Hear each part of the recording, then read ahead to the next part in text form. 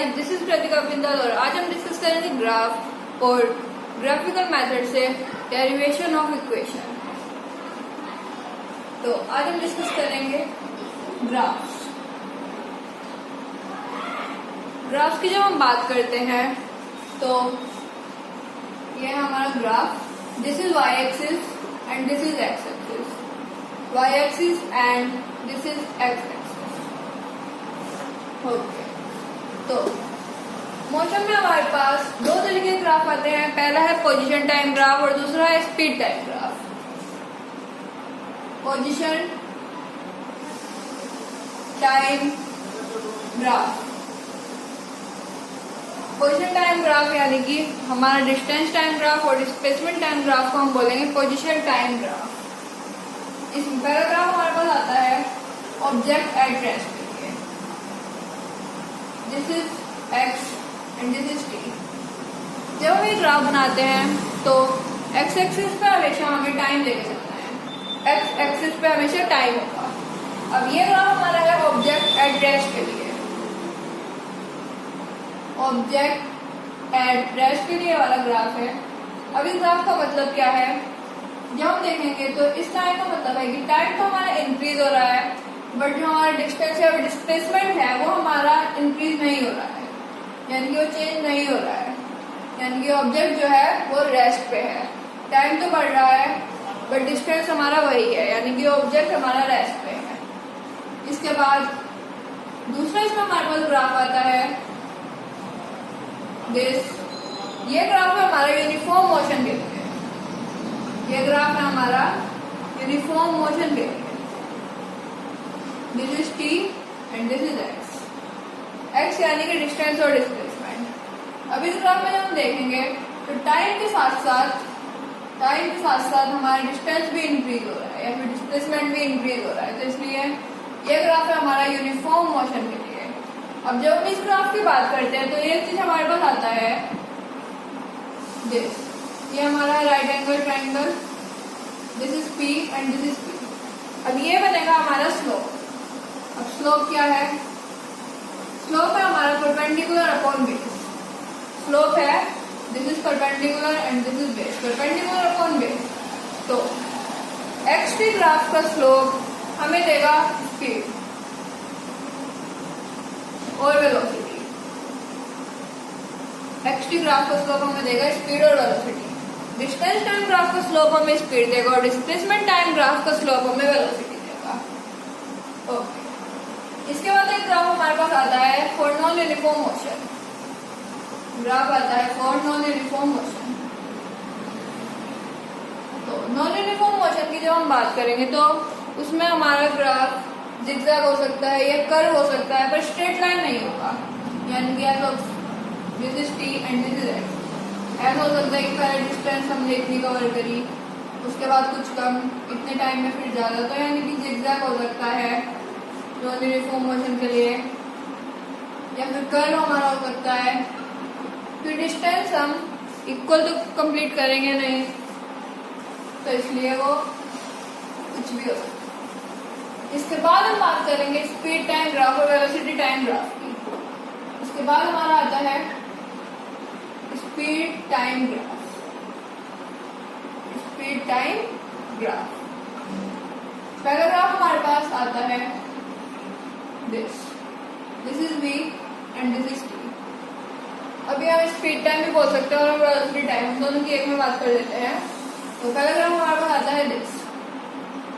अब distance time graph में भी हमने एक ग्राफ बनाया था x एंड दिस t, यहाँ पे था ऑब्जेक्ट एट रेस्ट। अब ये ग्राफ आपको इससे सिमिलर लग रहा होगा, लेकिन इस ग्राफ में y एक्सिस पे हमारे पास डिस्टेंस और डिस्प्लेसमेंट है और इस ग्राफ में y एक्सिस में हमारे पास वेलोसिटी या फिर स्पीड है, यानी कि यहाँ पे हमारे पास v है और यहाँ पे x है। तो ये ग्राफ ऑब्जेक्ट एट रेस्ट नहीं होगा, ये ग्राफ हमारा होगा यूनिफॉर्म मोशन, यूनिफॉर्म मोशन, या फिर हम कह सकते हैं कांस्टेंट वेलोसिटी, क्योंकि टाइम तो हमारा इंक्रीज हो रहा है बट वेलोसिटी हमारी वही है, यानी कोई ऑब्जेक्ट है जो कि कांस्टेंट वेलोसिटी से मूव कर रहा है। ओके, इसके बाद हमारे पास एक ग्राफ आता है वेलोसिटी टाइम में, वेलोसिटी टाइम में दूसरा ग्राफ हमारे पास आता है this is v and this is t, y axis and x। अब जब हम ये ग्राफ यहाँ पे बात करेंगे तो ये ग्राफ है हमारा फॉर यूनिफॉर्म एक्सीलरेशन। ये ग्राफ है हमारा यूनिफॉर्म एक्सीलरेशन के लिए, क्योंकि टाइम के साथ साथ वेलोसिटी बढ़ रही है, यानी कि जैसे जैसे हमारा टाइम इंक्रीज हो रहा है वैसे वैसे हमारी वेलोसिटी भी इंक्रीज हो रही है। तो ये ग्राफ है हमारा यूनिफॉर्म एक्सीलरेशन के लिए, क्योंकि एक्सीलरेशन होता है हमारा चेंज इन वेलोसिटी। ओके, अब यहाँ पे हम स्लोप की बात करेंगे, जैसे कि हम डिस्टेंस टाइम में बात करी थी p/v, तो वेलोसिटी टाइम ग्राफ का स्लोप हमें देगा एक्सीलरेशन। वेलोसिटी टाइम ग्राफ का स्लोप हमें देगा एक्सीलरेशन। ओके, अब यहाँ पे हम एक बात और करते हैं, अगर हम यहाँ पे स्लोप ना लेके एरिया अंडर वीटी ग्राफ की अगर हम बात करें, एरिया अंडर वीटी ग्राफ यानी कि दिस, तो एरिया अंडर वीटी ग्राफ हमें देगा डिस्टेंस और डिस्प्लेसमेंट। यानी कि अगर स्पीड टाइम ग्राफ की हम बात करेंगे तो area under speed time graph हमें देगा distance, and area under velocity time graph gives us displacement.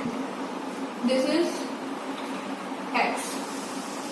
Okay, अब इसके बाद थर्ड नंबर पे एक ग्राफ आता है हमारे पास, this is v and this is t। तो इसके बाद एक हमारे पास ग्राफ आता है दिस। अब ये ग्राफ है हमारा uniform retardation. This graph is for uniform retardation. अब यूनिफॉर्म रिटार्डेशन कैसे, क्योंकि this is v and this is t, तो टाइम तो हमारा इंक्रीज हो रहा है बट वेलोसिटी हमारी डिक्रीज हो रही है। रिटार्डेशन होता है हमारा डिक्रीज इन वेलोसिटी, टाइम के साथ साथ वेलोसिटी डिक्रीज हो रही है, यानी कि यूनिफॉर्म रिटार्डेशन के लिए यह ग्राफ है। उसके बाद एक ग्राफ वेलोसिटी टाइम में हमारे पास आता है ये v/t। ये ग्राफ है हमारा for non uniform retardation. This graph is for non uniform retardation, क्योंकि अभी हमने बोला कि रिटार्डेशन है डिक्रीज इन वेलोसिटी। अब यहाँ पे टाइम के साथ वेलोसिटी डिक्रीज हो रही है बट वेलोसिटी पहले हमारी ऐसे फिर ऐसे, मतलब कि उस सेम अमाउंट में डिक्रीज ना हो गए, नॉन यूनिफॉर्म में वो डिक्रीज हो रही है, इसलिए नॉन यूनिफॉर्म रिटार्डेशन। तो ये थे हमारे ग्राफ्स। इसके बाद हम बात करेंगे derivation of equation of motion by graphical method. Previous video में हमने बात की थी बाय नॉन ग्राफिकल मेथड, इस वीडियो में हम बात करेंगे graphical method for deriving the equation. Graphical method की हम बात करेंगे तो पहले हम बनाएंगे ग्राफ।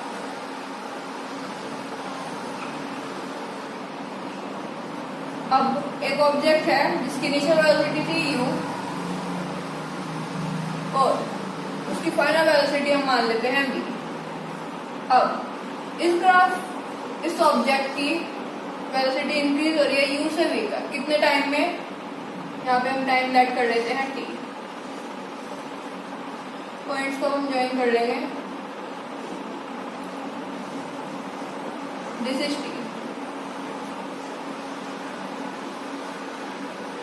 u से वेलोसिटी डिक्रीज हुई v तक t टाइम में। यहाँ पे हम लेके चल रहे हैं टाइम, यहाँ पे हम लेके चल रहे हैं वेलोसिटी। अब यहाँ पे हम पॉइंट्स सेलेक्ट कर लेते हैं, this is o, a, b, c and this is d। Okay, तो फर्स्ट इक्वेशन ऑफ मोशन हमारी थी v equals to u plus a, v equals to u plus a t। अब acceleration equals to slope of VT graph. ये हमने अभी बोला था कि वीटी ग्राफ का स्लोप हमें एक्सीलरेशन देगा, तो acceleration equals to slope of VT graph, यानी कि a इक्वल्स टू स्लोप होता है परपेंडिकुलर अपॉन बेस। परपेंडिकुलर यहाँ पे है BC और बेस है हमारा AC। ओके, BC जब हम निकालेंगे ये पूरा है U और ये पूरा है हमारा V। ठीक है, तो जब हम BC निकालेंगे यानी कि V माइनस U, तो हमारा BC आ जाएगा V माइनस U। ए से इक्वल है ओडी के, यानी कि टी, दिस इज टी। तो a t equals to v minus u, इसको हम लिख सकते हैं v equals to you plus A t. तो फर्स्ट इक्वेशन ऑफ मोशन हमारी ड्राइव हो गई ग्राफिकल मेथड से। इसके बाद हम बात करेंगे सेकंड इक्वेशन ऑफ मोशन की। सेकंड इक्वेशन ऑफ मोशन हमारी है, सेकंड इक्वेशन ऑफ मोशन है H equals to U T plus half A T square. अब जब हम डिस्टेंस की बात करते हैं तो हमने बोला था कि वीटी ग्राफ का एरिया, यानी कि area under VT graph gives us distance. तो एरिया अंडर वीटी ग्राफ यानी कि यहाँ पे है A B, area under A B. जब एरिया अंडर ए बी की बात कर रहे हैं यानी कि हमें इतना एरिया चाहिए, ये एरिया हमें चाहिए, तो ये हमारा बन रहा है यहाँ पे trapezium. Area under A B यानी कि area of trapezium O A B D, O A B D. Area of trapezium का फॉर्मूला होता है हमारा 1/2 into sum of parallel sides into height, 1/2 into sum of parallel sides. Parallel side से यहाँ पे हमारी ओ ए एंड बी, तो O A plus B D, और इंटू हाइट है हमारी O D, O D. Okay, अब हम वैल्यू पुट करते हैं। ओ ए की वैल्यू है यू, बी डी है हमारा वी, और ओ डी है टी। अब जैसे कि हमने नॉन ग्राफिकल मेथड में किया था, हमने वी की जगह वैल्यू पुट कर दी थी फर्स्ट इक्वेशन ऑफ मोशन से। यहाँ भी हम सेम वही काम करेंगे, u प्लस वी की वैल्यू है u plus A T first equation of motion से, और इनटू टाइम। तो यहाँ पे जब हम सॉल्व करेंगे हमारा आ जाएगा 1/2 u plus U two U, और इंटू हम t करेंगे 2ut प्लस, और जब इसके अंदर इंटू करेंगे तो ये बन जाएगा हमारा ए टी स्क्वायर। 1/2 जब हम अंदर इंटू करेंगे तो हमारे पास आएगा 1/2 into 2ut plus 1/2 A T square. 2 से 2 कैंसिल, एस इक्वल आ जाएगा ut plus half A T square. तो यहाँ से हमारी सेकंड इक्वेशन ऑफ मोशन भी ग्राफिकल मेथड से ड्राइव हो चुकी है। इसके बाद हम बात करेंगे थर्ड इक्वेशन ऑफ मोशन की।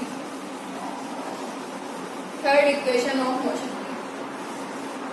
तो थर्ड इक्वेशन ऑफ मोशन हमारी क्या है, V square minus U square equals to 2as। तो पहले हम सेम काम करेंगे जो हमने सेकंड इक्वेशन ऑफ मोशन में किया था, s equals to area under VT graph यानी कि area under A B, area of trapezium O A B D, 1/2 into O A plus B D यानी कि sum of parallel side into height O D, 1/2 into O A हमारा u and B D की हम बात करेंगे तो वह है बी, और डी है हमारा टी। अब जैसे कि हमने नॉन ग्राफिकल मेथड में किया था, हमने टाइम की वैल्यू रखी थी फर्स्ट इक्वेशन ऑफ मोशन से। फर्स्ट इक्वेशन ऑफ मोशन हमारी थी v equals to you plus A T. यहाँ से टाइम की वैल्यू जब हम निकालेंगे तो वो आएगी v माइनस यू अपॉन ए। फिर t की वैल्यू हम यहाँ पे रख देते हैं 1/2 इंटू वी प्लस यू, और t की वैल्यू है v माइनस यू अपॉन ए। यहाँ पे जब हम देखेंगे तो हमारा फॉर्मूला बन जाएगा a plus B A minus B, a plus B A minus B, A square minus B square, यानी कि V square minus U square upon 2a equal में है s, सॉरी अपॉन ए। तो अब हम जब इसके अंदर इंटू करेंगे तो यहाँ पे हमारे पास आएगा V square minus U square upon 2a s। अब 2a को हम इधर लेके चले जाएंगे तो 2as equals to V square minus U square. तो यहाँ पे हमारी थर्ड इक्वेशन ऑफ मोशन भी बाय ग्राफिकल मेथड ड्राइव हो गई है। तो ये थी हमारी ग्राफिकल मेथड से इक्वेशंस ऑफ मोशन का डेरिवेशन। अब इसके बाद हमारे पास इस चैप्टर में लास्ट टर्म आती है uniform circular motion. Last term हमारे पास आती है यूनिफॉर्म सर्कुलर मोशन।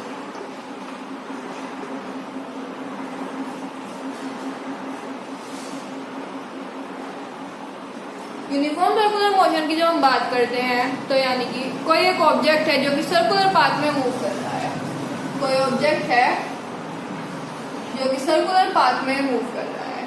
अब यूनिफॉर्म सर्कुलर मोशन में हम बोलते हैं कि if an object moves in the circular path then the velocity of the object change but the speed remains constant. अब इसका क्या मतलब हुआ कि वेलोसिटी चेंज होगी और स्पीड कांस्टेंट होगी। तो आइए समझते हैं। यहाँ हमने बोला स्पीड इक्वल कांस्टेंट, यानी कि स्पीड हमारी कांस्टेंट है और वेलोसिटी हमारी चेंज होगी, वेलोसिटी चेंज होगी। तो हम एज्यूम कर लेते हैं कि कोई ऑब्जेक्ट है वो 20 किलोमीटर पर आवर की स्पीड से सर्कुलर पाथ में, इस सर्कुलर पाथ में मूव कर रहा है। तो जब वो सर्कुलर पाथ में, हम समझ लीजिए वो यहाँ से वो चला देश, तो वो कुछ ऐसे जाएगा। मीन्स कि अगर हम देखें तो हर पॉइंट पे उसकी डायरेक्शन चेंज होगी, हर पॉइंट पे उसकी डायरेक्शन चेंज होगी। और वेलोसिटी है वेक्टर क्वांटिटी। जब हम वेलोसिटी की बात करते हैं और अगर उसकी डायरेक्शन चेंज हो, अगर डायरेक्शन चेंज हो तो वेलोसिटी भी चेंज होगी। यहाँ पे स्पीड तो हमारी कांस्टेंट रहेगी 20 किलोमीटर पर आवर, लेकिन अब हर पॉइंट पे डायरेक्शन चेंज हो रही है उस ऑब्जेक्ट की, यानी कि वेलोसिटी जो है वो चेंज हो रही है, क्योंकि डायरेक्शन चेंज होने से वेलोसिटी चेंज होगी। इसलिए हम बोलते हैं in uniform circular motion the speed remains constant but the velocity change. Okay, this chapter has been completed.